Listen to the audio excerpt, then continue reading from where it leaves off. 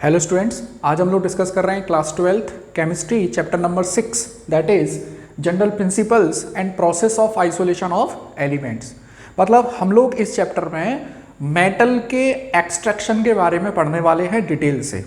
अच्छा, ये जो टॉपिक है आप लोगों ने 10th क्लास में भी थोड़ा सा पढ़ा था। हमने 10th क्लास में एक चैप्टर पढ़ते हैं आप लोग साइंस में, मेटल्स एंड नॉन मेटल्स। वहाँ थोड़ा सा इसका डिस्क्रिप्शन था, यहाँ पर थोड़ा सा डिटेल्ड इसका एनालिसिस है। तो देखिए हम लोग स्टार्ट करते हैं। तो यहाँ पर मैं देख पा रहा हूँ कि general principles and process of isolation of elements, यहाँ पर एक टर्म यूज हुआ है, दैट टर्म इज एलिमेंट।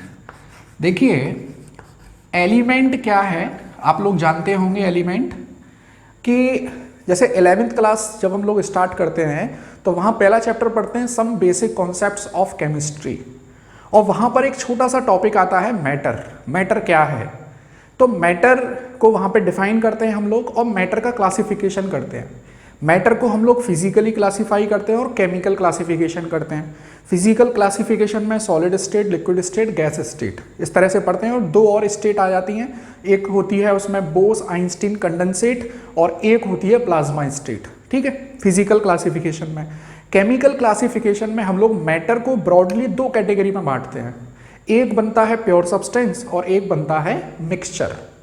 अब ये जो मिक्सचर है वो दो टाइप से हो जाते हैं, homogeneous mixture and heterogeneous mixture. और ये जो प्योर सब्सटेंस है इसको अगेन हम लोग दो पार्ट में बांट देते हैं, one is element, another is compound. तो जो एलिमेंट है वो है हमारा मेन पॉइंट ऑफ इंटरेस्ट। तो एलिमेंट क्या है वो समझिए कि किसी भी मैटर की purest form, the purest form of any matter. अच्छा, मैटर तो एक केमिस्ट्री का वर्ड है, अगर मैं इसको जनरल टर्म देना चाहूँ तो इसको बोल सकते हैं सब्सटेंस। मतलब हमारे आसपास हमको जो कुछ भी दिखाई दे रहा है that all is substance. Table, कुर्सी, मेटल की रॉड, फैन, चौक, डस्टर, जो भी है व्हाट इज इट, ये क्या है, ये सब्सटेंस है। और केमिस्ट्री में इसी सब्सटेंस को क्या बोल देते हैं, मैटर बोल देते हैं। तो हम लोग यहाँ पर एलिमेंट को देखो क्लासीफाई करें तो मैं लिख सकता हूँ purest form of any substance, किसी भी सब्सटेंस की प्योरेस्ट फॉर्म। अच्छा, यहाँ केमिस्ट्री में प्योर का मतलब क्या होता है, केमिस्ट्री में प्योर का मतलब है कि the thing which is made up of only one type of particles और we can say one type of atom. ऐसा कोई भी सब्सटेंस जो केवल एक ही प्रकार के एटम से मिलकर बना है उसको हम लोग प्योर बोल सकते हैं। जैसे मान लीजिए हमारे पास एक आयरन की रॉड है और वो ये हमसे बोला गया है कि दिस रॉड कंसिस्ट या composed of only iron particle, then only we can say कि this iron rod is the purest, और we can say this iron rod is in elemental form. तो आप लोग समझ पा रहे होंगे, किसी भी सब्सटेंस की जो प्योरेस्ट फॉर्म है उसका मतलब है कि वो केवल वन टाइप ऑफ पार्टिकल से मिलकर बना हुआ है। आप लोग 9th क्लास में एक चैप्टर पढ़ते हैं कि is matter around us pure, हमारे आसपास जो मैटर है क्या वो प्योर है। तो देखो प्योर तो हम जैसे हम लोग बात करें कि प्योर मिल्क, तो वहाँ पे प्योर मिल्क का मतलब है कि मिल्क में हमने पानी नहीं मिलाया हुआ है, सिंपल सी बात है ये। लेकिन अगर हम लोग मिल्क के कंपोजिशन की बात करेंगे तो हम लोग मिल्क के कंपोजिशन में देखेंगे कि उसमें प्रोटीन भी है, उसमें फैट भी है, उसमें वाटर भी है, बहुत सारी चीज़ें उसमें मिली हुई हैं, मिनरल्स भी हैं, वाइटामिन्स भी हैं। तो अगर हम लोग केमिस्ट्री के बेसिस पे देखें तो मिल्क एक कंपाउंड है। अगर हम लोग यहाँ पे प्योरेस्ट फॉर्म की बात कर रहे हैं, एलिमेंट को हम लोग प्योरेस्ट फॉर्म बोल रहे हैं, तो उसका सीधा सा मतलब है कि the thing, the substance which is made up of only one type of atom. Iron की रॉड में केवल Fe के एटम्स हैं तो वो उसकी एलिमेंटल फॉर्म है। जैसे आप लोग 10th क्लास में एक और चैप्टर पढ़ते हैं that is periodic classification of element. तो जहां भी एलिमेंट आ जाएगा समझ लीजिए कि वहां पर हम उस मैटर की प्योरेस्ट फॉर्म को पढ़ रहे हैं। मान लीजिए मैं गोल्ड एलिमेंट की बात करता हूं तो इसका मतलब है कि गोल्ड, केवल गोल्ड के ही पार्टिकल वहां प्रेजेंट हैं। ठीक है, आई थिंक आप लोगों को ये वाली बात समझ में आ रही होगी। तो देखिए purest form of any substance, अब इसी को मैं थोड़ा सा और कर देता हूं, which consist of only one type of particles or we can say one type of atom, जो केवल एक ही प्रकार के एटम से मिलकर बनी हुई है। चलिए आगे देखें, हम लोग एलिमेंट को तीन भागों में बांट सकते हैं। एलिमेंट में बी मेटल, एलिमेंट में बी non metal, and third type is element में बी सेमी मेटल। सेमी मेटल या हम लोग इसको बोल सकते हैं मेटेलॉइड्स। तो देखिए जिन एलिमेंट की हम लोग बात कर रहे हैं वो एलिमेंट मेटल भी हो सकता है। अब मेटल कौन से होंगे, पढ़ चुके हैं आप लोग लोअर क्लासेस में कि वो एलिमेंट जो इलेक्ट्रॉन लूज करने की टेंडेंसी रखते हैं उसको मेटल बोलते हैं। ऐसे मेटल जो इलेक्ट्रॉन को गेन करने की टेंडेंसी रखते हैं उसको नॉन मेटल बोलते हैं। और ऐसे एलिमेंट जो कभी मेटल की प्रॉपर्टी शो करते हैं, मतलब कुछ मेटल की प्रॉपर्टी शो करते हैं और सम ऑफ नॉन मेटल की प्रॉपर्टी शो करते हैं, उसको बोल देते हैं मेटेलॉइड्स। ठीक है, अब एक चीज देखिए, हम लोग यहां पर देखिए चैप्टर का नाम तो है कि principles and process of isolation of element. अब एलिमेंट में तो मेटल भी आ गया, नॉन मेटल भी आ गया और सेमी मेटल भी आ गया, लेकिन पर्टिकुलरली हम लोग इस चैप्टर में जो मेटल है उसके आइसोलेशन की बात करेंगे। मेटल के आइसोलेशन की बात करने वाले हैं इस चैप्टर में। तो चलिए अब मैं यहां पर एक पॉइंट और बताता हूं आपको कि अकरेंस ऑफ एलिमेंट, अकरेंस थोड़ा सा और एक एनसीईआरटी में छोटा सा टॉपिक है, अकरेंस ऑफ एलिमेंट। देखिए ये जो चैप्टर है 3 मार्क्स का है, बोर्ड में 3 मार्कर चैप्टर है ये, और बड़ा सिंपल से क्वेश्चन बनते हैं। हालांकि मार्क्स के अकॉर्डिंग इस चैप्टर का सिलेबस थोड़ा सा ज़्यादा है, इसमें से क्वेश्चन बनेगा 3 मार्क्स का, लेकिन हमको पढ़ना पड़ेगा बहुत ज़्यादा। तो चिंता मत करिए, हम लोग बहुत ही सिस्टमेटिक तरीके से ये पूरा चैप्टर कंप्लीट करेंगे। आप लोगों को कहीं भी ऐसा नहीं लगेगा कि यहाँ पर रटने की ज़रूरत है। अगर आप लोग सीक्वेंस में सारे वीडियोस देखेंगे तो डेफिनेटली आप लोगों को ये चैप्टर बहुत इंटरेस्टिंग लगेगा। तो देखिए हम लोग बात करते हैं अकरेंस ऑफ एलिमेंट। अकरेंस का मतलब है कि ये एलिमेंट पाए कैसे जाते हैं, अकरेंस ऑफ एलिमेंट। अब एक चीज़ देखिए, जो एलिमेंट जैसे पीरियोडिक टेबल हम लोग पढ़ते हैं तो पीरियोडिक टेबल से हमको पता चल जाता है कि कौन सा जो एलिमेंट है वो ज़्यादा रिएक्टिव है और कौन सा एलिमेंट है वो लेस रिएक्टिव है। अभी यहाँ पर एक पॉइंट और क्लियर करता हूँ आपको कि इलेक्ट्रोकेमिस्ट्री में एक टॉपिक पढ़ते हैं आप लोग, रिएक्टिविटी सीरीज ऑफ एलिमेंट या इलेक्ट्रोकेमिकल सीरीज ऑफ एलिमेंट। अगर आप लोग नहीं उसको पढ़े हैं, उस वीडियो को नहीं देखे हैं, तो सबसे पहले इलेक्ट्रोकेमिस्ट्री का वो वाला वीडियो देख लें आप लोग एक बार, उस टॉपिक को देख लीजिए, केवल इलेक्ट्रोकेमिकल सीरीज ऑफ एलिमेंट या रिएक्टिविटी सीरीज ऑफ एलिमेंट। ठीक है, तो उस सीरीज में मैं आगे उससे डिस्कस करता हूँ। अब रिएक्टिविटी सीरीज में हम लोग एलिमेंट को इंक्रीजिंग ऑर्डर ऑफ एसआरपी में अरेंज करते हैं। पहले ऐसे एलिमेंट लिखते हैं जिनका एसआरपी कम है, सबसे कम है, फिर एसआरपी के बढ़ते हुए क्रम में हम लोग एलिमेंट को लिखते हैं। ठीक है, तो जब उस टेबल को हम लोग बना लेते हैं तो हमको ये पता चलता है कि जो मेटल है, कुछ मेटल तो बहुत ज़्यादा रिएक्टिव हैं, कुछ मेटल मॉडरेट हैं, कुछ मेटल तो बहुत इनर्ट हैं, और फिर मेटल से नीचे आते हैं नॉन मेटल। तो मेटल और नॉन मेटल को हम लोग जनरल क्या कंसीडर कर रहे हैं यहाँ पर, एलिमेंट। तो अब देखिए मैं बात कर रहा हूँ यहाँ पे अकरेंस ऑफ एलिमेंट की। तो जो एलिमेंट लेस रिएक्टिव हैं वो फ्री फॉर्म में पाए जा सकते हैं। अब फ्री फॉर्म का मतलब ये नहीं है कि हम लोग रास्ते से गुजर रहे हैं और हमको वो मेटल या नॉन मेटल हमको रास्ते में पड़ा हुआ मिल गया। जैसे एक छोटा सा एग्जांपल देता हूँ कि ये जो गोल्ड है और ये जो सिल्वर है, ये जो प्लेटिनम है, ये बहुत इनर्ट मेटल हैं, ये रिएक्शन नहीं करते किसी के साथ। ठीक है, तो इसका मतलब ये फ्री फॉर्म में पाए जाएंगे। अब फ्री फॉर्म का मतलब ये बिल्कुल नहीं है कि हम लोग कहीं जा रहे हो रास्ते में और हमको ये कहीं पे गोल्ड का एक बहुत बड़ा सा पत्थर रास्ते में मिल जाए।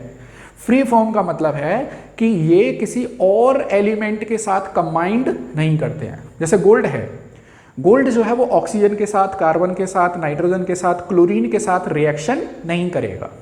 तो ये गोल्ड मिलेगा कैसे? ये गोल्ड जनरली धूल, मिट्टी, कंकड़ में, नदियों में, है ना, इस तरह से उस इम्प्योरिटी के साथ मिलेगा।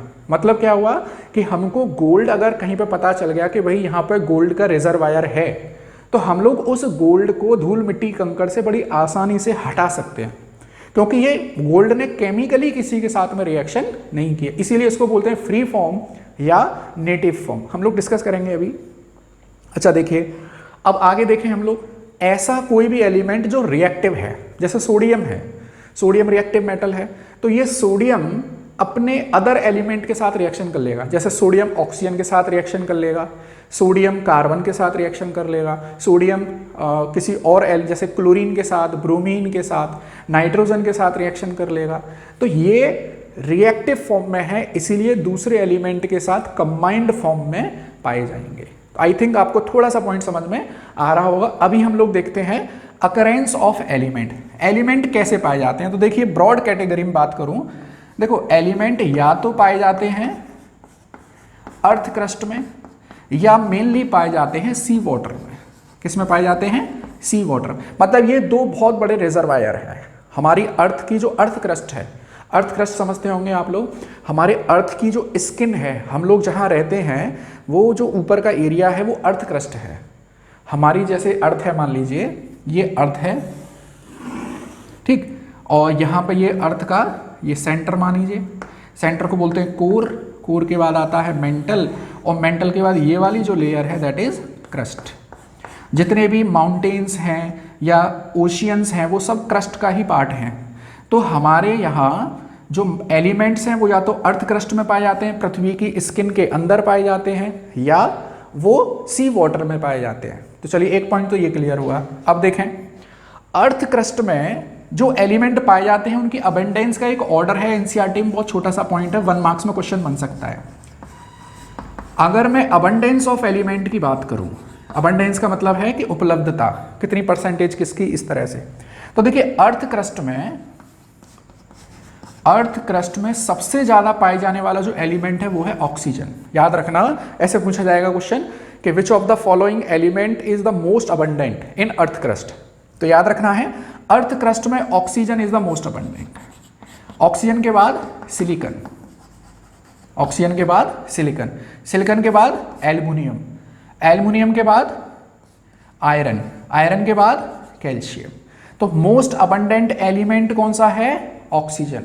अब ध्यान देना, अगर पूछा जाए मोस्ट अबंडेंट मेटल कौन सा है, तो मोस्ट अबंडेंट मेटल कौन सा है? मोस्ट अबंडेंट मेटल है एल्युमिनियम। याद रखना है आपको, ये क्वेश्चन पूछा जाता है। या आपसे ये पूछ ले कि which of the element is most abundant in atmosphere, तो nitrogen. Which of the element is most abundant in universe, तो हाइड्रोजन। तो आप लोगों को याद रखना है कि वो किस में पूछ रहा है। अर्थ क्रस्ट में सबसे ज्यादा पाए जाने वाला एलिमेंट ऑक्सीजन, अर्थ क्रस्ट में सबसे ज्यादा पाए जाने वाला मेटल दैट इज एल्युमिनियम। ठीक है, तो ये था एक छोटा सा पॉइंट एनसीईआरटी में। अब हम लोग देखें अकरेंस ऑफ एलिमेंट को समझने के लिए मैं थोड़ा सा रिएक्टिविटी सीरीज को आपको बताता हूं। रिएक्टिविटी सीरीज, हालांकि इलेक्ट्रोकेमिस्ट्री वाले चैप्टर में हमने डिटेल में इसको पढ़ा है, एक बार बता देता हूं दोबारा से। देखो lithium, then sodium, then calcium, magnesium, aluminium,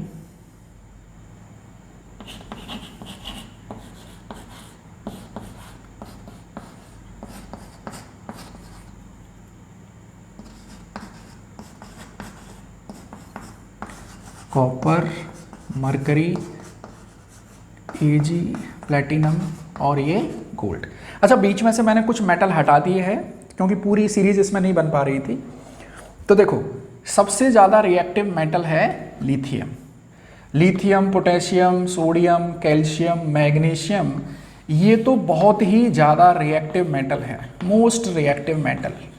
तो ये तो भाई कंबाइंड फॉर्म में पाए ही जाएंगे।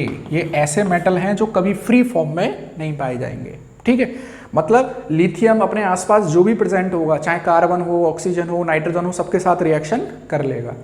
अच्छा, अब एल्युमिनियम से लेकर अगर हम लोग देखें यहां पर, तो ये मॉडरेट रिएक्टिव है, मॉडरेट रिएक्टिव। मैंने बीच में से कुछ मेटल हटा दिए हैं, वो रिएक्टिविटी सीरीज पूरी हम इलेक्ट्रोकेमिस्ट्री में पढ़ते हैं। यहाँ पर कुछ हटा दिए, केवल एक में एक ब्रॉड व्यू आपको यहाँ पर जनरेट कर रहा हूँ। अच्छा, फिर अगर मैं यहाँ पर देखूँ, ये मॉडरेट रिएक्टिव में ये लेड भी यहाँ तक आता है। अब अगर मैं देखूँ कॉपर, मरकरी, सिल्वर, प्लेटिनम, ये गोल्ड, ये है less reactive metal, less reactive metal. अच्छा, लेस रिएक्टिव मेटल में भी कॉपर और मरकरी ऐसे हैं जो फ्री फॉर्म में भी मिल सकते हैं और कंबाइंड फॉर्म में भी मिल सकते हैं। याद रखना, कॉपर, मरकरी और यहाँ पे आयरन, ये ऐसे मेटल हैं जो फ्री फॉर्म में भी मिल सकते हैं और कंबाइंड फॉर्म में भी मिल सकते हैं। अच्छा, फिर इसके बाद सिल्वर, प्लेटिनम, गोल्ड, ये तो प्रॉपर इनर्ट मेटल है, नोबल मेटल है, ये हमेशा फ्री फॉर्म में पाए जाएंगे। फ्री फॉर्म का मतलब है कि ये धूल, मिट्टी, कंकड़ के साथ पाए जाएंगे, ये किसी दूसरे एलिमेंट के साथ रिएक्टिव फॉर्म में या कंबाइंड फॉर्म में नहीं पाए जाएंगे। तो इन मेटल को ऑब्टेन करना थोड़ा सा ईजी रहता है, लेकिन ये बहुत कम मात्रा में पाए जाते हैं, इसीलिए इनकी कॉस्टिंग ज़्यादा हो जाती है।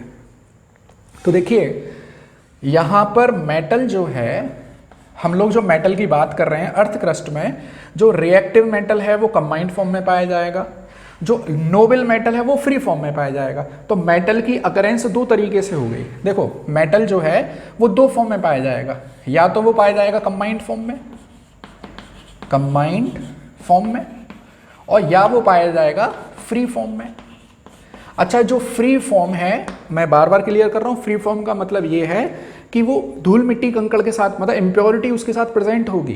कंबाइंड फॉर्म का मतलब है कि मेटल जो है वो किसी के साथ कंपाउंड बना लेगा, मेटल कंपाउंड बना लेगा, और उसी मेटल कंपाउंड को बोलते हैं मिनरल। क्या बोलते हैं? मिनरल।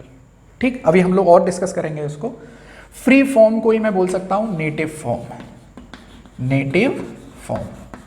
ठीक है, नेटिव फॉर्म, मेटल के साथ क्या पाया जाएगा? मेटल के साथ धूल, मिट्टी, है ना, राख, कंकड़, ये चीज पाई जाएगी, ये है। तो मेटल कंपाउंड को हमने बोल दिया है यहाँ पर मिनरल बोल दिया है। अब एक एग्जाम्पल से समझिए, जैसे मेरे पास है सोडियम। ठीक, सोडियम अगर क्लोरीन के साथ रिएक्शन कर लेगा तो सोडियम क्लोराइड, या मैं इसको बोलूँगा सोडियम का क्लोरीन के साथ एक कंपाउंड है। सोडियम मेटल है, तो सोडियम मेटल का क्लोरीन के साथ कंपाउंड सोडियम क्लोराइड, वो क्या हो गया? मिनरल हो गया।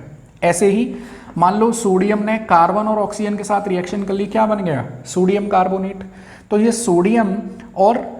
सोडियम मेटल है और ये कार्बोनेट इसका कंपाउंड, तो मेटल कार्बोनेट बन गया, ये मतलब सोडियम कार्बोनेट बन गया, ये इसका मिनरल है। तो मिनरल की डेफिनेशन समझ में आ रही है आपको? मिनरल की डेफिनेशन है कि it is defined as the metal compound which is found in earth crust. तो मैं यहाँ पे डेफिनेशन क्लियर करता हूं मिनरल की। मिनरल की डेफिनेशन है मेटल कंपाउंड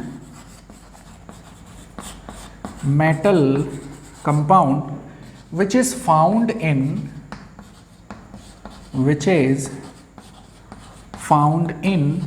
अर्थ क्रस्ट, इसको बोलते हैं मिनरल।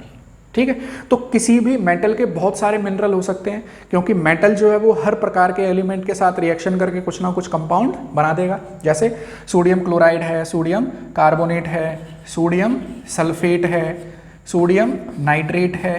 तो इस तरह से मेटल के जो कंपाउंड अर्थ क्रस्ट में मिल जाएंगे उन सबको क्या बोल देंगे हम लोग? मिनरल बोल देंगे।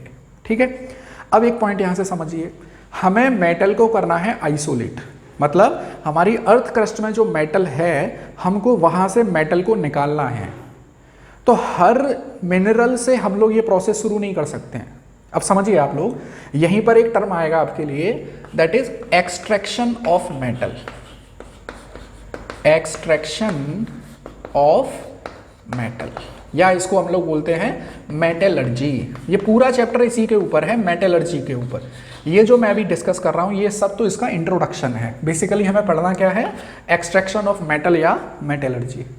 तो देखिए मेटलर्जी क्या है? The process which involves the isolation of metal in free state. मतलब अर्थ क्रस्ट में जो मेटल है हमें उसको आइसोलेट करना है, हमें उससे मेटल कंपाउंड से मेटल को निकालना है। कौन कौन से प्रिंसिपल यूज होंगे वो सब हम लोग धीरे धीरे डिस्कस करेंगे। तो चलिए, अब जैसे मान लीजिए मुझे सोडियम को निकालना है। अब सोडियम के अर्थ क्रस्ट में बहुत सारे कंपाउंड हैं, जैसे सोडियम क्लोराइड भी है, सोडियम सल्फेट भी है, सोडियम नाइट्रेट भी है, सोडियम कार्बोनेट भी है। ये सारे के सारे सोडियम के कंपाउंड अर्थ क्रस्ट में पाए जा रहे हैं। और मैं क्या बोल सकता हूँ कि सोडियम के सारे मिनरल हैं। 1, ये 2, ये 3 और ये 4, ये सब के सब मिनरल हैं। अब इन मिनरल में से हर कंपाउंड से हम लोग सोडियम को इकोनॉमिकली और कन्वीनियंटली एक्सट्रैक्ट नहीं कर सकते हैं। मतलब अगर हम लोग मेटल को एक्सट्रैक्ट कर रहे हैं तो हमें अपना बजट भी तो देखना पड़ेगा। मान लीजिए कि मैंने सोडियम कार्बोनेट से जो है सोडियम को निकालना शुरू कर दिया।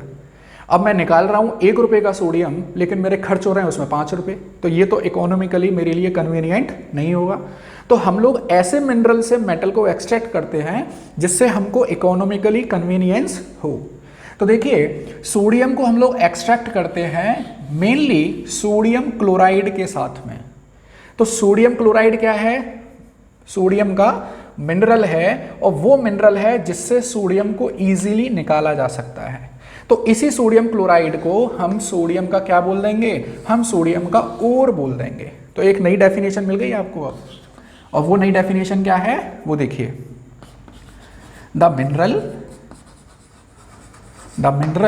Which is used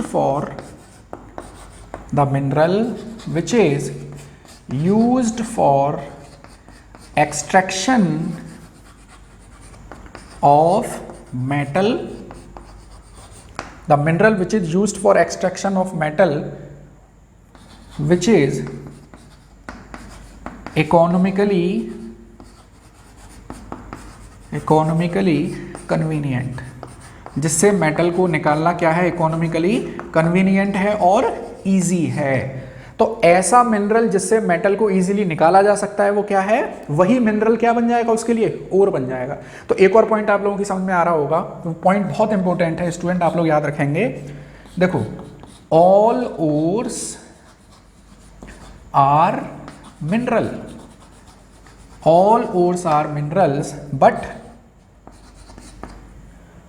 all minerals are not ore। बात समझ में आ रही है आप लोगों के?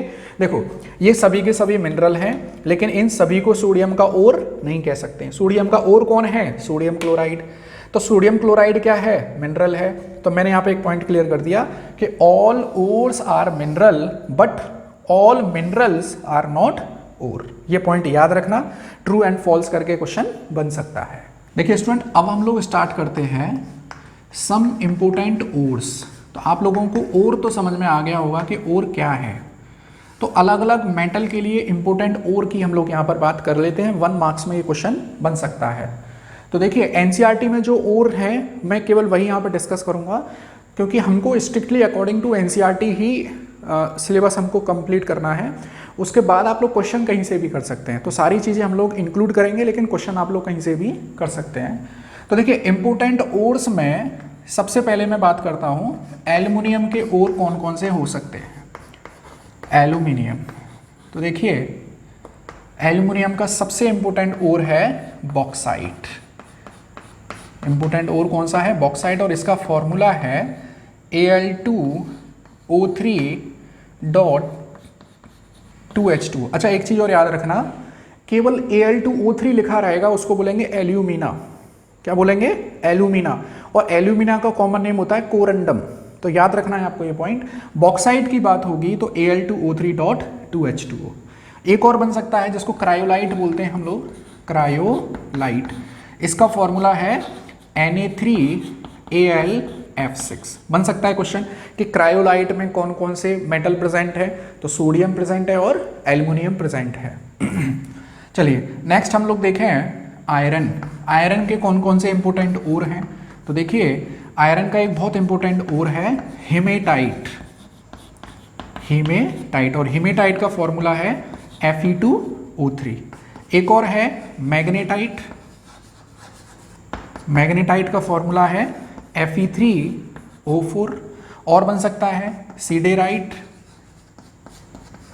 सीडेराइट, इसका फॉर्मूला है FeCO3। और बन सकता है आयरन पायराइट्स। आयरन पायराइट, इसका फॉर्मूला है FeS2। आयरन सल्फाइड या इसको बोलेंगे आयरन पायराइट। अच्छा जितने भी पायराइट होते हैं याद रखना ये दिखने में एकदम गोल्ड जैसे होते हैं, तो इसको हम लोग फूल्स गोल्ड भी बोल सकते हैं, मूर्खों का सोना भी बोल सकते हैं। तो ये थे आयरन के इंपॉर्टेंट ओर। चलिए नेक्स्ट अगर मैं बात करूं जिंक। जिंक के इंपॉर्टेंट ओर की बात करें हम लोग तो सबसे इंपॉर्टेंट है जिंकाइट। जिंकाइट है ZnO। जैसे कैलामाइन, कैलामाइन है ZnCO3। अच्छा, ये कैलामाइन वही है जो स्किन को हाइड्रेट करने के लिए ज़्यादातर यूज़ किया जाता है, कैलामाइन। और ये जो पाउडर आते हैं, डस्टिंग पाउडर्स आते हैं, उसमें भी कैलामाइन यूज़ करते हैं। ये हो गया कैलामाइन। और देखें, एक आता है जिंक ब्लेंडे, जिंक ब्लेंड, इसको बोलते हैं ZnS, ठीक है। और कॉपर की बात कर लें, कॉपर, तो कॉपर का इंपॉर्टेंट ओर है कॉपर पायराइट्स, कॉपर पायराइट्स। अब कॉपर पायराइट का फॉर्मूला है देखो CuFeS2। यहाँ भी आप लोग देख रहे हैं पायराइट है ये, तो इसको भी फूल्स गोल्ड कह सकते हैं। मतलब जो भी पायराइट्स होते हैं, चाहे वो आयरन पायराइट हो चाहे वो कॉपर पायराइट्स हो, they are just similar to that of gold. मतलब दिखने में ये बिल्कुल गोल्ड जैसे हैं, इसीलिए इसको मूर्खों का सोना भी कहते हैं। ऐसे ही मेलाकाइट, कॉपर का एक इम्पोर्टेंट ओर है मेलाकाइट, और इसका फॉर्मूला है CuCO3.CuOH का होल ट्वाइस, ठीक है। लेड की अगर हम लोग बात करें, लेड का एक बहुत इंपॉर्टेंट ओर है गैलेना, गैलेना, इसका फॉर्मूला है PbS, ठीक है। और जब देखिए यहाँ पर ऑक्सीजन ज़्यादातर प्रेजेंट है, तो इसको बोलूँगा मैं एल्युमिनियम का ऑक्साइड ओर, आयरन का ऑक्साइड ओर, आयरन का कार्बोनेट ओर, या इसको बोलूँगा आयरन का सल्फाइड ओर, ठीक है। तो अगर हम लोग केमिकली ओर को डिफाइन करें तो ऐसे भी कर सकते हैं, ऑक्साइड ओर, कार्बोनेट ओर, सल्फेट ओर। अब जैसे हम लोग बात करें कि जिंक का एक इंपॉर्टेंट ओर और है, दैट इज जिंक सल्फेट, तो वो जिंक वो सल्फेट ओर की कैटेगरी में आ जाएगा। तो हम लोग वो क्लासिफिकेशन नहीं पढ़ते, हम लोग केवल मेटल के जो इंपॉर्टेंट ओर हैं केवल वही यहाँ पे डिस्कस कर लेते हैं, ठीक है। तो ये थे सारे के सारे मेरे पास इंपॉर्टेंट ओर, ठीक है। अच्छा, मरकरी का एक और इंपॉर्टेंट ओर बनता है, मैं मरकरी की और बात कर लेता हूँ। मरकरी, मरकरी का एक इंपॉर्टेंट ओर है HgS, इसका नाम है सिनेबार, इसका नाम है सिनेबार। तो देखिए आप डिफरेंस देखिए, ZnS को बोलते हैं जिंक ब्लेंड, PbS को बोलते हैं गैलेना, और सिनेबार है HgS। तो ये थोड़े से कंफ्यूजिंग नाम है, तो इनको आप अच्छे से याद रखेंगे, ठीक है। अब एक पॉइंट और देखना, जहां पर जिंक ब्लेंड पाया जाएगा वहां पर लेड सल्फाइड भी पाया जाएगा। तो जिंक सल्फाइड और आयरन जो लेड सल्फाइड है, इनको हम लोग जुड़वा ओर भी कहते हैं, ट्विन ओर भी कहते हैं। मतलब जहां पर जिंक सल्फाइड होगा वहां पर लेड सल्फाइड भी पाया जाएगा, ट्विन ओर, जुड़वा ओर भी हम लोग इसको कहते हैं, ठीक है। तो ये थे इंपॉर्टेंट ओर। अब हम लोग देखते हैं कि एक्सट्रैक्शन प्रोसेस में बेसिकली वो कितने स्टेप्स हैं जिससे हम लोग मेटल को ऑब्टेन करते हैं। तो देखिए पहले एक आप लोग स्टेप बाय स्टेप एक छोटा सा डायग्राम देखिए कि हमको करना क्या है इस पूरे चैप्टर में, वो समझिए। तो देखिए मैं लिखता हूँ यहाँ पर मेटलर्जी। तो मेटलर्जी की डेफिनेशन आई थिंक आप लोगों को क्लियर हो गई होगी। मेटलर्जी क्या है कि the process of obtaining metal, the process of obtaining metal in pure state, in pure state from, किससे ऑब्टेन करेंगे हम लोग, इट्स ओर। इसके ओर से प्योर मेटल ऑब्टेन करने की जो प्रोसेस है उसको बोलते हैं मेटलर्जी, या इसी को बोलते हैं एक्सट्रैक्शन ऑफ मेटल। अब इस एक्सट्रैक्शन ऑफ मेटल के या मेटलर्जी के बेसिकली 3 स्टेप होते हैं। उन 3 स्टेप्स में हम लोग इस पूरे मेटल के एक्सट्रैक्शन को समझेंगे। वो 3 स्टेप क्या है वो समझिए आप लोग। देखो सबसे पहले हमने क्या किया कि हमको ओर मिल गया है। हमने क्या किया कि जैसे मान लीजिए यूपी का जो मिर्ज़ापुर वाला एरिया है वहाँ पे बहुत सारे ओर मिलते हैं, तो वहाँ हम लोग उस साइट पे गए और हमने माइनिंग करना स्टार्ट किया। तो जब हम लोग माइनिंग करेंगे तो हमको क्या मिला, वहाँ पर हमको मिल गया ओर। अब ओर भाई मिट्टी के बड़े बड़े डेलों में मिलेगा हमको, बड़े बड़े लम्स पड़े होंगे वहाँ पे, बहुत बड़े बड़े मतलब मिट्टी के जो है एक तरह से बड़े गोल गोल से हमको पत्थर मिलेंगे वहाँ पर। तो हम लोग क्या करेंगे हम लोग उनको करेंगे क्रश, मतलब हम उनको तोड़ेंगे, क्रशिंग करेंगे और उनकी ग्राइंडिंग करेंगे। ग्राइंडिंग करने से क्या होगा कि वो पाउडर फॉर्म में बदल जाएगा। क्रशिंग करेंगे और ग्राइंडिंग करेंगे। तो अब हमको कैसा मिल जाएगा ओर, अब हमको मिल जाएगा पाउडर्ड ओर। ठीक है, मैं बिल्कुल बहुत सिंपल तरीके से बता रहा हूँ, अगर आप लोग एज सच वीडियो देख लेंगे तो भी एक स्टोरी सी आप लोगों के दिमाग में बन जाएगी।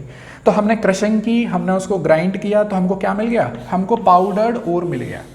अब एक चीज़ देख रहे होंगे आप लोग, उस पाउडर्ड ओर में बहुत सारी इम्प्योरिटी प्रेजेंट होगी, बहुत सारी इम्प्योरिटी प्रेजेंट होगी। अच्छा, इसी इम्प्योरिटी को बोलते हैं गैंग पार्टिकल्स।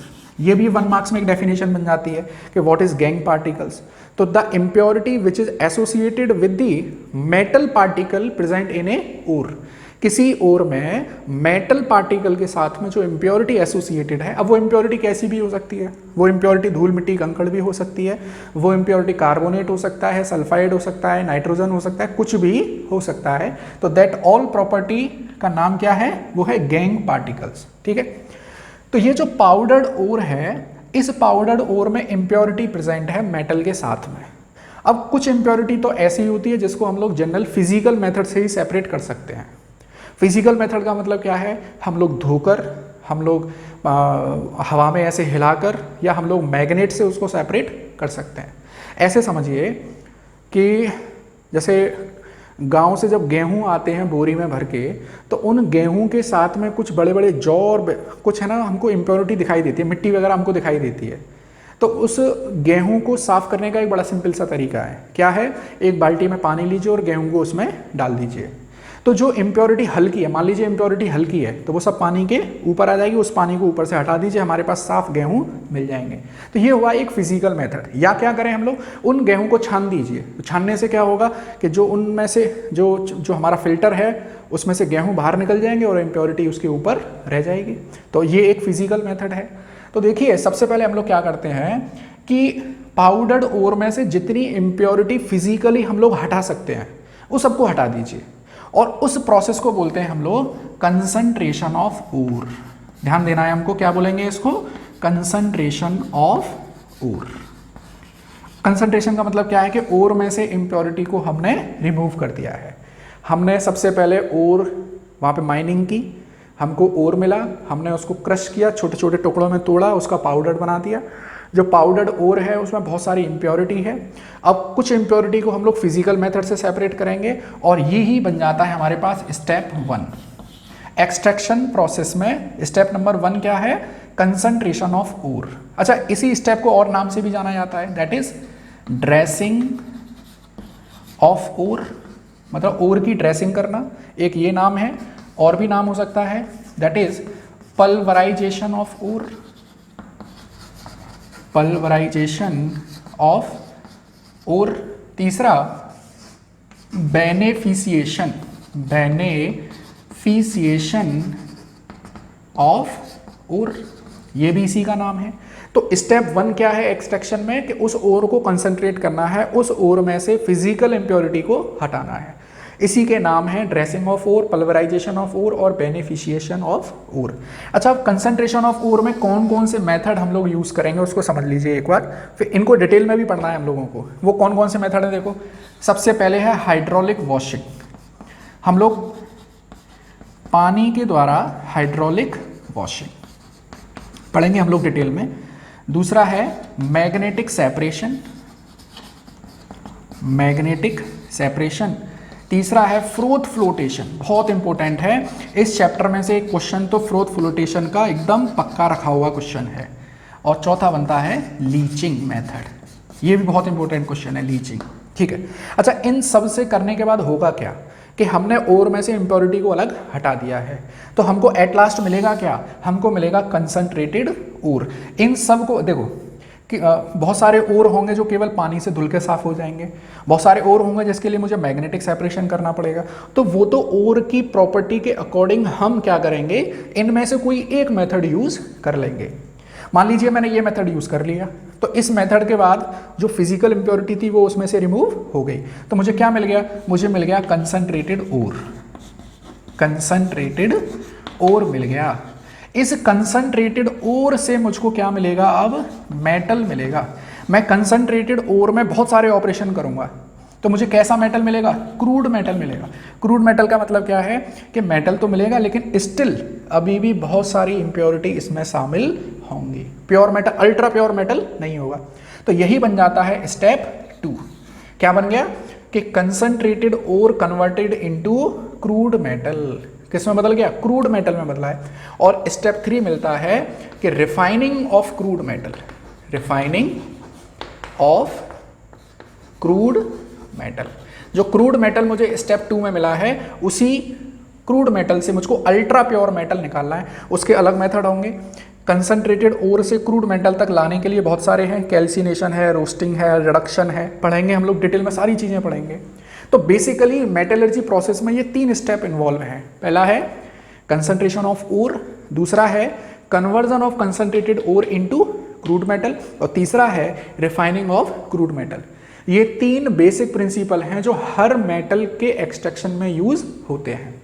कुछ और मॉडिफिकेशन हो सकते हैं, वो अलग अलग मेटल के हम लोग सेपरेट डिवीजन करके पढ़ेंगे, लेकिन ये 3 बेसिक प्रिंसिपल तो ज़्यादातर केसेस में, ज़्यादातर मेटल के एक्सट्रैक्शन में हम लोग पढ़ते हैं। ठीक है, तो अभी हम लोग नेक्स्ट पार्ट क्या पढ़ने वाले हैं कि हम लोग कंसंट्रेशन ऑफ ओर कैसे किया जाएगा, इसको डिटेल में पढ़ने वाले हैं। ठीक है, इसमें हाइड्रोलिक वॉशिंग, ये सारी चीज़ें हम लोग डिटेल में यहाँ पर पढ़ेंगे। Step 1 that is concentration of ore, concentration of ore पहला स्टेप है ये। तो देखिए इसमें हम लोग सबसे पहले डिस्कस करेंगे that is hydraulic washing. Hydraulic washing नाम से पता चल रहा है पानी के साथ धोने को बोल रहे हैं हम लोग, हाइड्रोलिक वॉशिंग, या इसी को बोलते हैं लेविगेशन। लेविगेशन बहुत सिंपल सा मेथड है। देखो हमारे पास है पाउडर्ड ओर, ठीक है, और उस पाउडर्ड ओर में हमने मिला दिया पानी। मान लीजिए ये पाउडर्ड ओर है और मैंने इसको यहाँ पर एक कंटेनर में इसमें पानी मिला दिया।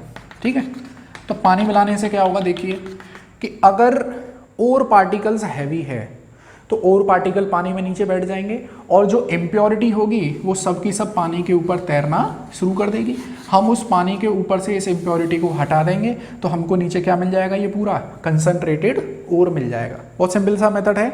हाइड्रोलिक वॉशिंग में हमने पाउडर्ड ओर लिया, एक बाल्टी ली, पानी में डाल दिया उस ओर को, जो इम्प्योरिटी थी वो हल्की है, या ऐसा भी हो सकता है कि इम्प्योरिटी भारी हो और जो हमारा ओर है वो हल्का हो, तो और ऊपर आ जाएगा, इम्प्योरिटी नीचे बैठ जाएगी। तो उससे कोई लेना देना हमको नहीं है, हमें तो सेपरेट करना है कैसे भी करके, चाहे कोई भी ऊपर आए कोई भी नीचे आए। ठीक है, दूसरा है magnetic separation method. Magnetic separation method, मान लीजिए कि हमारे पास कोई ऐसा ओर है जो मैग्नेटिक प्रॉपर्टी रखता है, उसके लिए हम लोग ये वाला मेथड यूज कर लेंगे। अगर हमको लगता है कि भाई ओर जो है, ओर और इम्प्योरिटी में हल्के और भारी का फर्क है, तो हाइड्रोलिक वॉशिंग कर लेंगे। मैग्नेटिक प्रॉपर्टी अगर कोई भी एक शो कर रहा है तो हम लोग मैग्नेटिक सेपरेशन यूज कर लेंगे। वो तो नेचर ऑफ ओर को देखकर बताया जाएगा कि कौन सा मेथड हम लोग यूज कर सकते हैं। देखिए मान लीजिए कि मेरे पास पाउडर्ड ओर है, ठीक है, इस पाउडर्ड ओर को मैग्नेटिक प्रॉपर्टी के बेसिस पे मुझे सेपरेट करना है। तो हम क्या करते हैं, छोटा सा सेटअप बनाता हूं मैं यहाँ। मान लीजिए कि मेरे पास इस तरह का कोई एक सेटअप है, इस तरह से ये कन्वेयर बेल्ट है, ये कन्वेयर बेल्ट है और ये पुली है, इनके ऊपर ये कन्वेयर बेल्ट चल रही है। और मान लीजिए ये जो पुली है, ये वाली दिस वन, ये मैग्नेट की बनी हुई है, ये मैग्नेटिक पुली है, मैग्नेटिक पुली। ठीक है, और मैंने यहाँ पे डाल दिया ये पाउडर्ड ओर, ये रहा पाउडर्ड ओर। अब ये जो पाउडर्ड ओर है वो कन्वेयर बेल्ट के द्वारा यहाँ पर आएगा। अब यहाँ पर हम लोग ये देखेंगे कि मान लो कि अगर ओर के पास जो हमारा मेटल कंपाउंड है उसके पास अगर मैग्नेटिक प्रॉपर्टी है तो वो इसके संग अट्रैक्शन शो करेगा, तो वो यहाँ पर कन्वेयर बेल्ट से गिरता हुआ कुछ यहाँ पर इसके पास में ही यहाँ पे हीप बना देगा, यहाँ पे इसका ढेर बन जाएगा। और जो इम्प्योरिटी है जिसमें मैग्नेटिक प्रॉपर्टी नहीं है वो इस कन्वेयर बेल्ट से दूर जाके यहाँ पर कहीं गिर जाएगा, तो इम्प्योरिटी का ढेर अलग बन जाएगा और ओर पार्टिकल का ढेर जो है वो अलग बन जाएगा। मान लीजिए अगर आपके पास आयरन का ओर है, आयरन का एक ओर हमने पढ़ा है Fe3O4 या Fe2O3, ये है हेमेटाइट, और दूसरा है मैग्नेटाइट। मान लीजिए मेरे पास आयरन का कोई है ना ओर है, हम लोग जानते हैं कि आयरन में मैग्नेटिक प्रॉपर्टी होती है और इसमें इम्प्योरिटी है, मान लीजिए इम्प्योरिटी है SiO2 की जो कि एक नॉन मैग्नेटिक इम्प्योरिटी है।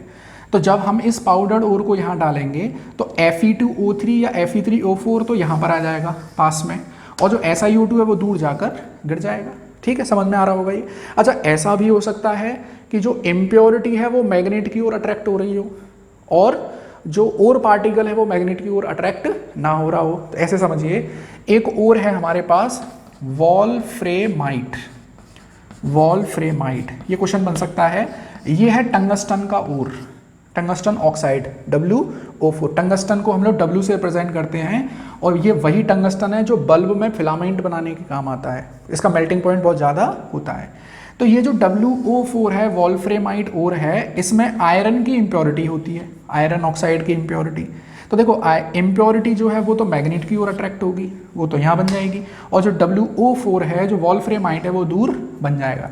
तो कहने का मतलब क्या है कि आइदर ऑफ द ओर और impurity should be having magnetic property, या तो ओर की मैग्नेटिक प्रॉपर्टी होनी चाहिए या इम्प्योरिटी की मैग्नेटिक प्रॉपर्टी, दोनों में से किसी एक की होनी चाहिए, तभी हम लोग मैग्नेटिक सेपरेशन मेथड यूज कर सकते हैं। ठीक है, अब आते हैं हम लोग तीसरे बहुत important method, that is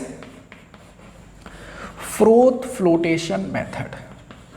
froth flotation method बहुत इंपॉर्टेंट मेथड है, समझ लीजिए कि इसका एक क्वेश्चन तो बनना बिल्कुल तय है, इस पे से क्वेश्चन बनता ही है। देखिए, फ्रोथ का मतलब होता है झाग, ठीक है, और फ्लोट का मतलब होता है ऊपर तैरना। तो फ्रोथ फ्लोटेशन मेथड को समझिए पहले, और ये froth flotation method specially used for sulphide ore, used for sulphide ore. मैंने आप लोगों को कुछ सल्फाइड ओर बताए हैं, जैसे ZnS है ना, PbS, HgS, ये कुछ मैंने आपको इंपॉर्टेंट सल्फाइड ओर बताए हैं। तो सल्फाइड ओर के लिए क्वेश्चन पूछा जाएगा कि froth flotation method is specially used for which type of ore, then the answer will be sulphide ores. होता क्या है, बहुत सिंपल तरीके से समझिए। मेरे पास है एक कंटेनर, ठीक है, और मैंने उस कंटेनर में ओर और पाउडर्ड ओर जो सल्फाइड ओर है और पानी का मिक्सचर ले लिया। मेरे पास यहाँ ओर प्लस वाटर है, ठीक है, इसी को हम लोग स्लरी बोल सकते हैं। स्लरी का मतलब होता है किसी भी कंपाउंड में पानी मिला दीजिए तो उसकी लेई सी बन जाती है, तो वो है ये ओर प्लस वाटर है मेरे पास। ओर कौन सा है, सल्फाइड ओर है, ठीक है। अब मैंने क्या किया, इसमें थोड़ा सा पाइन ऑयल मिला दिया। पाइन ऑयल जानते होंगे, चीड़ का तेल, या हम लोग इसमें मिला देते हैं यूकेलिप्टस ऑयल, या तो पाइन ऑयल मिला दीजिए या यूकेलिप्टस ऑयल बना दीजिए। अच्छा, इसका काम क्या है, ये फ्रोथिंग एजेंट है। फ्रोथिंग एजेंट का मतलब क्या हुआ कि ये झाग बनाने का काम करता है, फ्रोथिंग एजेंट। अब देखो, ये ओर है, ये पानी है और प्लस पाइन ऑयल है। एक और सिस्टम कर देते हैं हम लोग इसमें ऊपर से एयर ब्लो करते हैं, हम लोग ऊपर से हवा देते हैं प्रेशर से। तो यहाँ पर एयर के बबल्स के द्वारा यहाँ पर क्या बन जाएंगे भाई, देखो पाइन ऑयल क्या है, झाग पैदा करने वाला, ओर प्लस वाटर की स्लरी है, तो यहाँ पर क्या बनना स्टार्ट हो जाएंगे, यहाँ पर झाग बनना स्टार्ट हो जाएंगे, ये झाग बनना स्टार्ट हो गए, ठीक है। अच्छा, इन सल्फाइड ओर की ये कैरेक्टरिस्टिक प्रॉपर्टी है कि ये जो है ये इन झाग के साथ स्टिक कर जाते हैं। ये जो फ्रोथ बने हैं, जो ओर पार्टिकल होगा वो सब इसके साथ में स्टिक कर जाएंगे कुछ इस तरह से, ठीक है। दोबारा से समझिए, ओर प्लस वाटर है मेरे पास, मैंने पाइन ऑयल मिला दिया, ऊपर से मैंने इसमें जो है हवा पास की, तो हवा पास करी तो मुझे यहाँ पर क्या मिल गई, झाग बन गई। उन झाग में जो ओर के पार्टिकल थे वो तो चिपक गए, लेकिन जो इम्प्योरिटी थी वो सब नीचे सेटल डाउन हो गई, ये इम्प्योरिटी नीचे रह गई। इसको ऐसे भी समझ लीजिए कि ore particles are wet by, wet का मतलब गीले हो जाते हैं, किसके द्वारा, ऑयल के द्वारा। ये झाग किसके बने हैं, वो ऑयल के झाग बने हैं। Ore particles are wetted by the pine oil froth and the impurity settle down at the bottom. अब यहाँ पे कुछ और हम लोग केमिकल एजेंट भी यूज करते हैं, जैसे फ्रोथिंग एजेंट तो हो गया पाइन ऑयल, हम लोग यहाँ पर यूज करते हैं एनिलीन और क्रेसॉल। एनिलीन यूज कर लो या क्रेसॉल यूज कर लो। एनिलीन और क्रेसॉल क्यों यूज करते हैं, ताकि ये स्टेबलाइज़र हैं।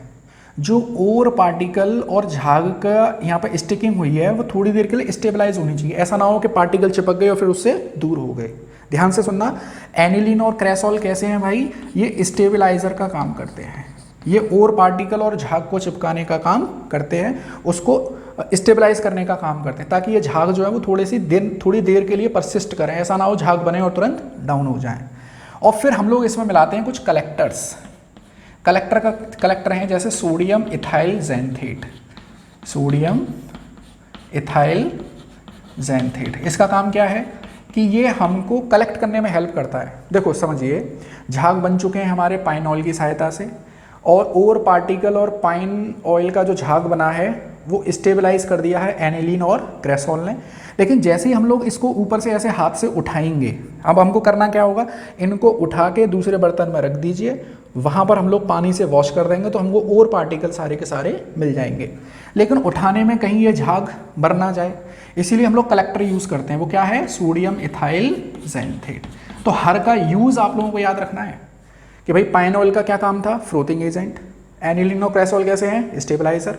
सोडियम इथाइल ज़ैंथेट क्या है, कलेक्टर। ठीक है, अब यहाँ से इनको उठाइए और एक दूसरे कंटेनर में इनको रख दीजिए। ये झाग मैंने यहाँ पे आके रख दिए, ऊपर से पानी का स्प्रे कर दीजिए, सारे के सारे और पार्टिकल यहाँ पर इकट्ठे हो जाएंगे।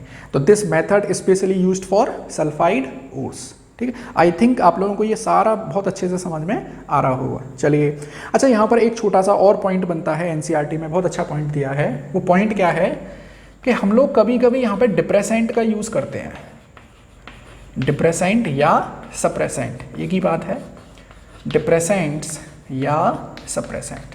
वो क्या है उसको समझिए कि ऐसा ओर है जिसमें ओर पार्टिकल भी सल्फाइड है और इम्प्योरिटी भी सल्फाइड है। जैसे मान लो मैं बात करता हूँ लेड सल्फाइड की, लेड सल्फाइड को क्या बोलते हैं, गैलेना। और जहाँ पर गैलेना होगा वहाँ पे ZnS तो प्रेजेंट होगा ही। ZnS को क्या बोलते हैं, जिंक ब्लेंडे, जिंक ब्लेंडे। तो ये दोनों साथ साथ प्रेजेंट होते हैं, इसीलिए इनको ट्विन ओर भी कहते हैं। मेरे को चाहिए केवल ये, लेकिन ये इसके साथ में प्रेजेंट है, अननेसेसरी इसके साथ में प्रेजेंट है, लेकिन दोनों ही क्या है, सल्फाइड है, तो दोनों के दोनों झाग के साथ चिपक जाएंगे। तो अब हम लोग कैसे इसको आइसोलेट करेंगे, उसका एक तरीका है। देखो कि ये मैंने लिया बर्तन, ठीक है, और इस बर्तन में मैंने पाउडर्ड ओर प्लस वाटर ले लिया है। ये रहा मेरे पास पाउडर्ड ओर प्लस वाटर। वो सारे तरीके मैंने किए, मैंने इसमें पाइन ऑयल मिला दिया, मैंने इसमें फ्रोथिंग एजेंट पाइन ऑयल मिला दिया, और ये यहाँ पर बन गए झाग। लेकिन मुझको पता है यहाँ पे ZnS भी इसके साथ चिपक जाएगा और PbS भी इसके साथ चिपक जाएगा।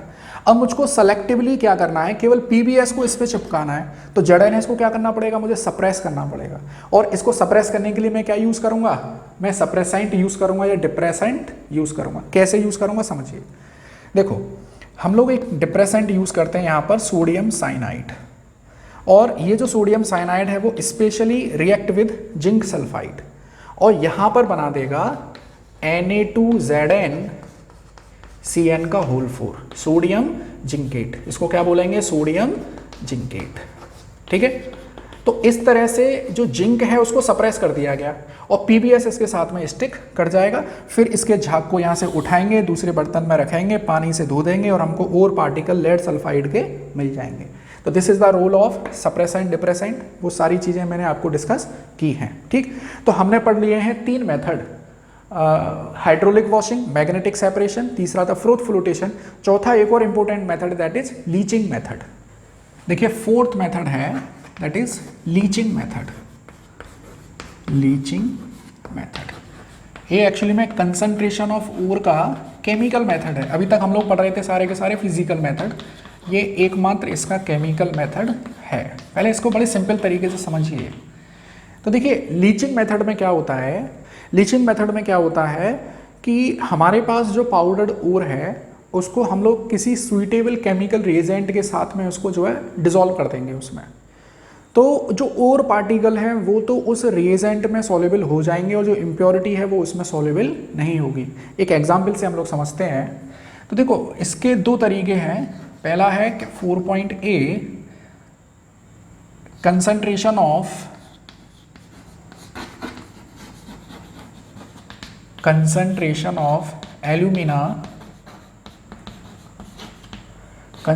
ऑफ एल्यूमिना फ्रॉम बॉक्साइट, ऐसे समझिए। बॉक्साइट क्या है? बॉक्साइट एल्यूमिनियम का एक ओर है, ठीक है। अब देखो कि मेरे पास बॉक्साइट ओर है Al2O3.2H2, ये मेरे पास ओर है और इसके साथ कुछ इम्प्योरिटी भी शामिल है। अब कौन कौन सी इम्प्योरिटी शामिल है उनको देख लीजिए। सिलिकॉन डाइऑक्साइड, टाइटेनियम ऑक्साइड और आयरन ऑक्साइड्स, ये सब की सब इसमें इम्प्योरिटी हैं। मैं क्या करूँगा, इस पाउडर्ड ओर को सॉल्युबल कर दूंगा सोडियम हाइड्रोक्साइड में। सोडियम हाइड्रोक्साइड में मैंने इसको डिसॉल्व कर दिया और थोड़ा सा पानी ले लिया H2O। तब मैं ये देखूंगा कि जो बाकी में और पार्टिकल हैं वो तो सॉल्युबल हो रहा है NaOH में, कास्टिक सोडा में। जो इम्प्योरिटी है वो इसके साथ सॉल्युबल नहीं हो रही है। जो एल्यूमिना है प्रॉपर वो तो NaOH के साथ सॉल्युबल हो रहा है, इसका मतलब कि वो NaOH के साथ में कोई ना कोई रिएक्शन शो कर रहा है। तो देखो ये तो बना देता है 2NaAlOH का होल 4, ठीक है।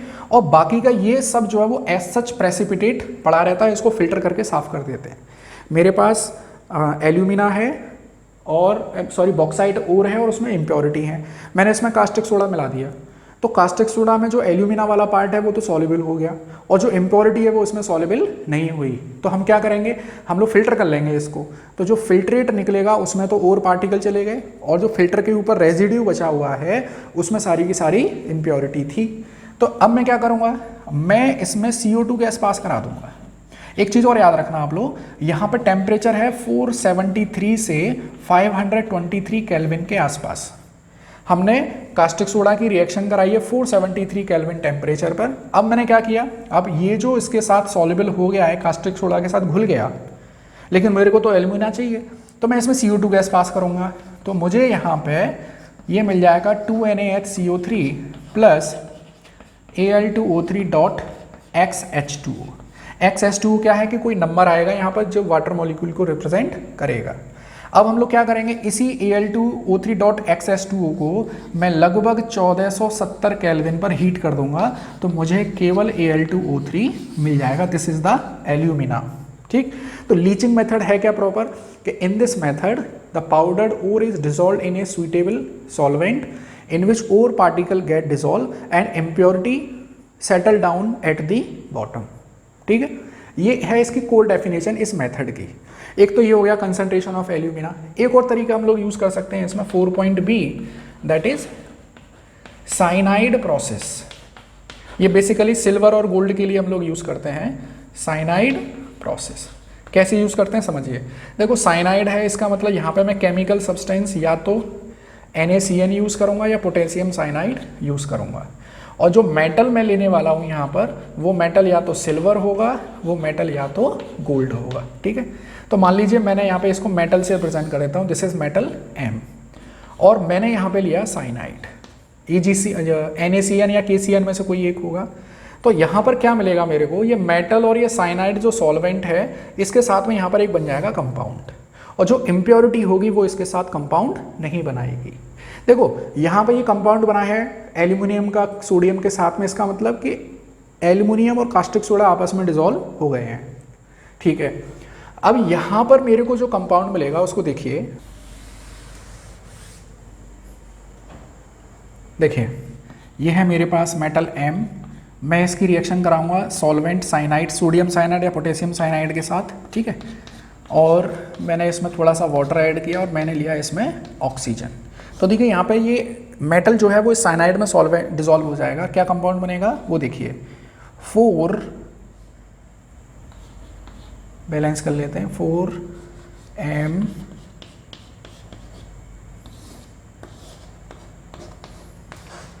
प्लस OH माइनस, ठीक है। अब ये जो मेरे पास सॉल्युबल है ये साइनाइड में सॉल्युबल है, ठीक है। अब मुझे क्या करना होगा, यहाँ से मुझे मेटल को ऑब्टेन करना है, तो मैं इसी कॉम्प्लेक्स की रिएक्शन करा दूंगा स्क्रैप जिंक के साथ। स्क्रैप मतलब जो बेकार से जिंक पड़ा होगा कहीं पर उसके साथ। तो देखो क्या हो जाएगा कि जिंक जो है वो ज़्यादा रिएक्टिव है गोल्ड से या सिल्वर से, तो यहाँ पे मुझे मिल जाएगा ZnCN का होल ट्वाइस और यहाँ मुझे मिल जाएगा मेटल। ठीक है, ये मुझे मिल जाएगा मेटल। देखो बैलेंसिंग इतनी ज़रूरी नहीं है, अगर आप लोग कहीं पे बैलेंसिंग का कुछ भूल जाते हैं तो कोई फ़र्क पड़ने वाला इससे नहीं है। तो हमने क्या किया है, देखो मेटल सॉल्वेंट हो गया साइनाइड में, ये कॉम्प्लेक्स बन गया, फिर मैंने इसकी रिएक्शन करा दी जिंक के साथ में, तो जिंक ने उस मेटल को रिप्लेस कर दिया, तो वो मेटल मेरे को नीचे सेटल डाउन मिल जाएगा। ठीक है, तो this is the cyanide process for. तो देखिए स्टूडेंट, ये था मेटलर्जी प्रोसेस में स्टेप नंबर 1, जिसमें हम लोग 4 मेथड डिस्कस कर चुके हैं। ठीक है, नेक्स्ट वीडियो में हम लोग बाकी के 2 स्टेप डिस्कस करेंगे, और अच्छे से नोट्स बनाइए, पॉइंट वाइज नोट्स बनाइए, एनसीईआरटी को साथ के साथ फॉलो करते रहिए। मैं सारी चीज़ें इसमें कवर कराऊंगा, कोई भी चीज़ मैं आपकी छोड़ने वाला नहीं हूँ। ठीक है, तो वीडियो अच्छा लगे तो लाइक और शेयर कर दीजिए। Thank you.